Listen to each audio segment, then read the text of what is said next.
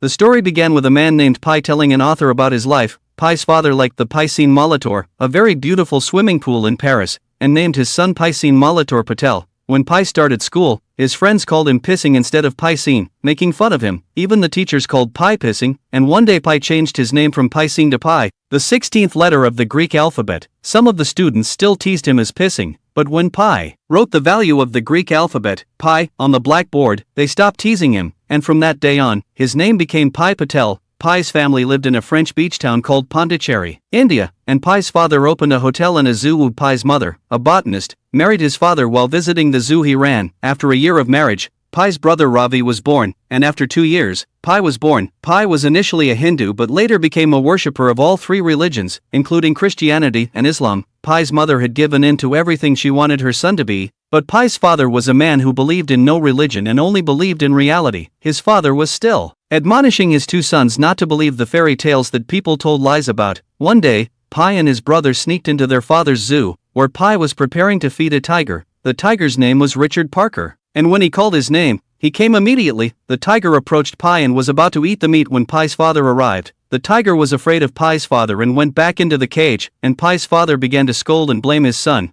He explained to Pi that tigers were man-eating animals and that they were not friends of humans, but Pi didn't accept what his father said. His father asked his disciple to bring a goat and tied it to the cage door. Just then, hearing the goat's bleating, the tiger Richard Parker came and took the goat to the cage. From then on, Pi no longer wanted to be Richard Parker's friend and became quite afraid of the tiger. When Pi came of age, he met a girl named Anandi and fell in love with her. One day, Pi's father told them to sell the animals quickly and move their family from India to Canada because the zoo they bought was owned by the government and not theirs. Pi couldn't disobey his father's orders, so he agreed to move across the ocean and settle their family in Canada. Before leaving, Pi said goodbye to his girlfriend, Anandi, and promised to return to India one day. Just like that, Pi's family started traveling on a big ship, and when it was time for breakfast, the servant who cooked the rice was adding meats to the plate that Pi's mother, who does not eat any meat. Pi's father explained to the servant that his wife was a vegetarian who didn't eat any meat, but the servant didn't listen to his explanation and was rude, so Pi's father got angry and started a fight with the servant. For days after their family left Manila, a storm began to hit the sea at night. Pi woke up from his sleep and went to wake up his brother Ravi, but he couldn't wake him up and went upstairs alone. On the deck of the ship, it was raining, and the wind was blowing fiercely, and at the same time, the ship's alarm sounded. Water seeped into the bottom of the ship, and the ship that Pi was riding in would soon sink under the water.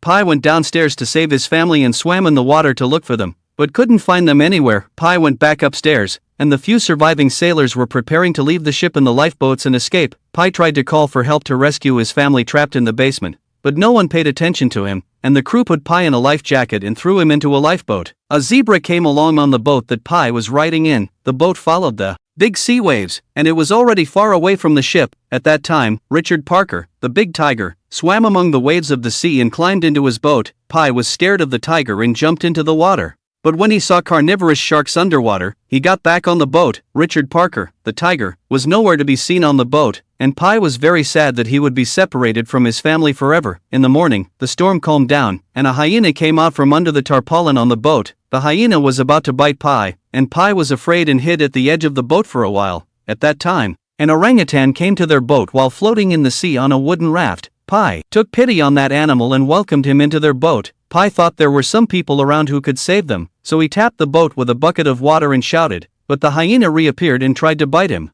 The hyena bit the zebra with a broken leg and planned to bite the orangutan again. Pi tried to save it, but the orangutan died before he could eat. Pi got angry at the hyena and yelled at him to come closer if he dared to fight him. Then the tiger that had been quietly following the boat from under the tarpaulin jumped out and bit the hyena again. The tiger tried to attack Pi again, but Pi was afraid and didn't dare to do anything, so he kept quiet, and he hid for a while on the raft he had created not too long ago.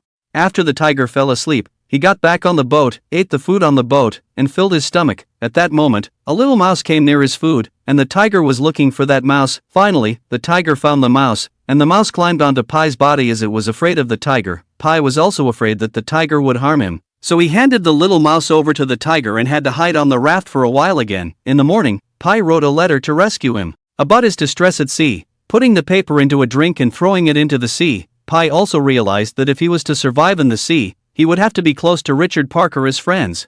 He yelled at the giant tiger not to harm him again. Pi drank the fresh water that came on the boat and shared a bucket of water with Richard Parker. When he was at the zoo, his father regularly fed the tigers 5 kilograms of meat a day. Richard Parker soon got hungry and ate him like the animals on the boat, so Pi prepared meat for Richard Parker to eat. Pi was fishing in the water, and Richard Parker saw a big fish swimming in the water, so he dove in and chased it. But when he didn't catch the fish, he came near the raft where Pi was, and Pi was afraid that the tiger would bite him, so he quickly ran to the boat. He didn't let the big tiger get back on the boat, but the big tiger kept following him, clutching at the boat. At nightfall, Pi took pity on the tiger and let him get back on the boat. He came along on a raft tied to the boat, and at one point, Pi caught a big fish in the net. The fish struggled, so Pi killed it with his axe. When he saw that the big fish was dead, he was saddened by the fact that he had taken the lives of living creatures with his own hands, and he bowed down to the god he worshipped and begged. The dead fish was fed to Richard Parker.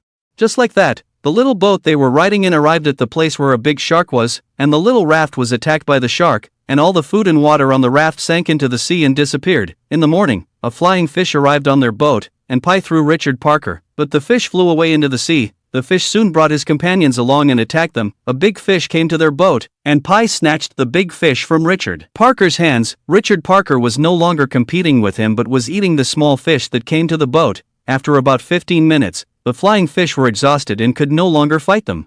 Pi had nothing to eat on the boat, so he ate the big fish raw. Just like that, Pi began to eat raw meat more and more and even looked like a barbarian. Richard Parker was fed meat, and he was able to get close to him. By now, Richard Parker had even learned to listen to what he was saying, and when Pi asked him to go and stay under the tarpaulin, he went right away. But Pi didn't usually stay with Richard Parker on the boat, he stayed on the raft. The tiger Richard Parker was not a human, but he was like a friend to Pi. Without Richard Parker, Pi wouldn't even have the strength to survive across the ocean. One day, they saw a ship passing by, and Pi fired a gun into the sky and shouted for help. But they ignored them. Just like that, the boat they were riding in was sailing on the sea, and one day a storm hit again. Pi was carefully storing important items so they didn't fall into the water, and Richard Parker hid under a tarpaulin. Pi was looking at the dark sky and invited Richard Parker to watch it with him. As the sky was so beautiful now, the waves hit the little boat they were riding in, ignoring Pi's screams, until it almost overturned. Richard Parker, the tiger, was scared when he saw the lightning strike the sea, and Pi shouted, "I have already lost my family. What else do you want from a man who's already lost everything?" The storm continued for a long time, and Pi and Richard Parker hid under a tarpaulin. In the morning, the sea calmed down again, and Pi drank the fresh water left on the boat. Richard Parker was exhausted and sleepy.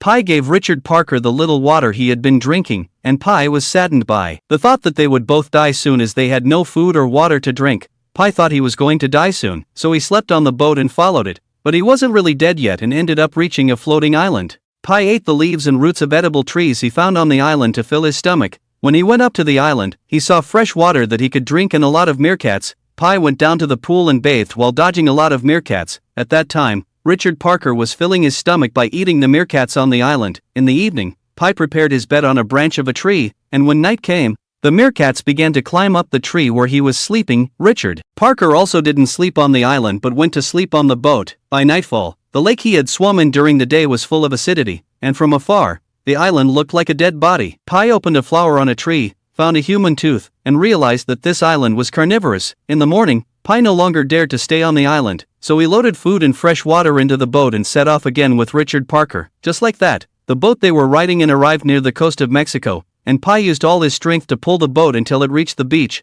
When they reached the shore, he was so exhausted that he couldn't walk any further. Richard Parker, the tiger, stretched his legs and went into the forest without even saying goodbye to Pi, and Pi was left saddened by the fact that a friend who had traveled with him in the sea left without even saying goodbye before parting. The story ends here as the man named Pi tells the author that he will never see Richard Parker again from then on.